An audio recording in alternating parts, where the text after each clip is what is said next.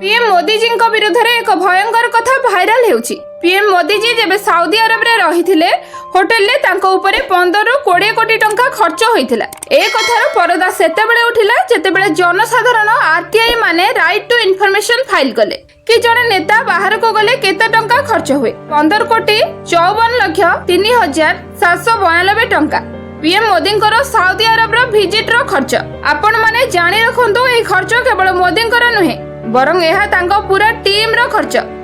जेबे देशर बहुत सारा ऑफिशियल लोक कौन सी बाहर देश को जाती जे कौन सी आरटीआई बाहर कर मिनिमम 10 ରୁ 15 कोटी टंका खर्च हुए। लोक माने मोदी को एथिपाई समालोचना करुछंती कारण अमित शाह आसी पब्लिक रे कहिथिले जे मोदी जेबे बाहर देश को जाती लग्जरियस होटल बुक करंती नाही, एयरपोर्ट रे गाधंती। अमित शाहंकर एही कथा को नै लोक माने अधिक क्रिटिसाइज करुछंती। देशर इंपोर्टेंट लोक मानकर सिक्योरिटी पाई खर्च हेबा स्वाभाविक, किंतु जे नेता माने पॉलिटिकल लाइन कहउचंती जेमिति एयरपोर्ट रे गाधैबा ये भूल।